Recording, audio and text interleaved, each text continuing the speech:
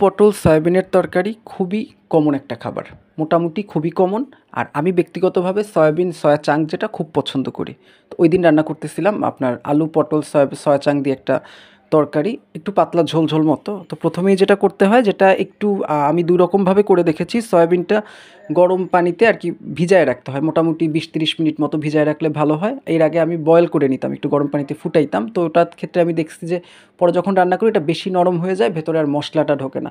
তো এর থেকে আমার কাছে পার্সোনালি বেটার মনে হয় গরম পানিতে 20-30 মিনিট ফুটায় নিয়ে দেন ওটার পানিটাকে ভালো করে নিংড়ায় নিয়ে একটু ধুয়ে নেয়া, যাতে করে জিনিসটার পানিটা না থাকে, একদম খুবই থাকে। তবে হ্যাঁ, পানিটা খুব ভালো করে চিপে নেয়া। এরপরে কড়াই দিছি, কড়াইতে আমি কড়াই গরম করে তেল গরম করে একটুখানি হলুদ লবণ দিয়ে সয়াবিনটাকে তেলে ভেজে নিছি।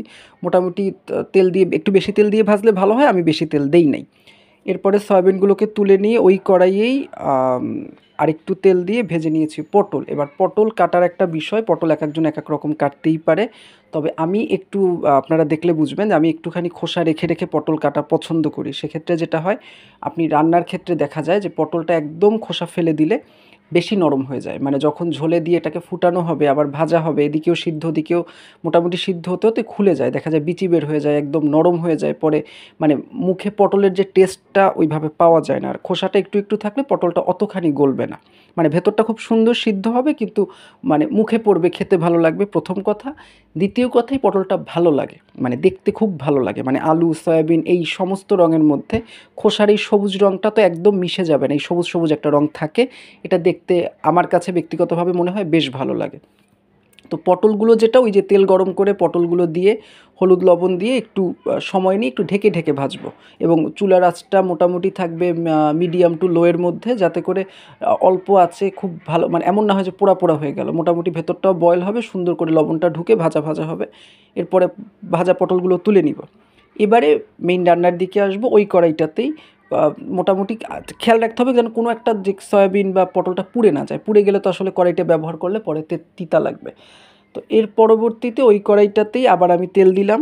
তেলের পরিমাণটা আমি প্রতিবারই কম কম করে দিয়েছি, এবার কেউ যদি চায় একটু বেশি করে দিতেই পারে।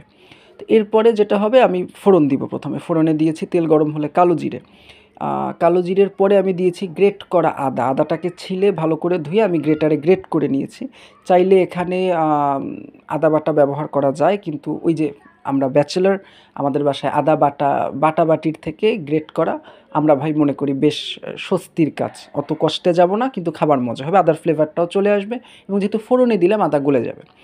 এরপরে দিয়েছি কাঁচা লঙ্কা। আমি ঝাল খুব কম খাই, আমি এখানে খুব কম পরিমাণ কাঁচা লঙ্কা দিছি। আমি আর কোনো রকম কোনো ঝালের কিছু ব্যবহার করব না। আদার একটু ঝাঁজ থাকবে, কাঁচা লঙ্কার এতটুকু ঝাল আমার জন্য এনাফ।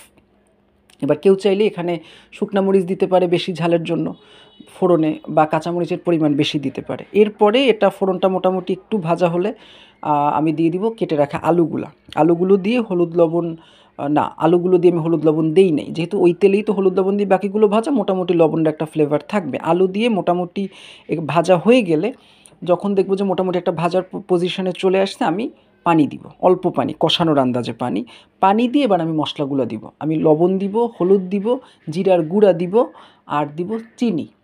হ্যাঁ, এখানে কেউ ঝাল বেশি খেলে একটু গুঁড়ামরিচ দিবে।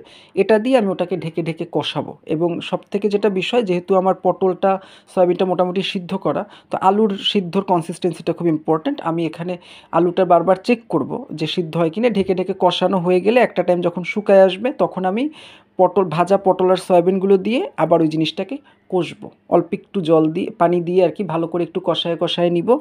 এবার যখন মোটামুটি কষানো কমপ্লিট, আমি ঝোলের আন্দাজে পানি দিব, যে যেরকম ঝোল খেতে চায়। আমি তরকারিটা একটু ঝোল ঝোল রাখবো, তো আমি পানির পরিমাণটা একটু বেশি দিছি, কেউ কম চাইলে কম দিবে। এবার ঝোলটা ফুটে উঠবে, ঢেকে দিব। যখন মোটামুটি সব কিছু ডান, ঝোল আমার পরিমাণ মতো লবণ চেক করে রান্না।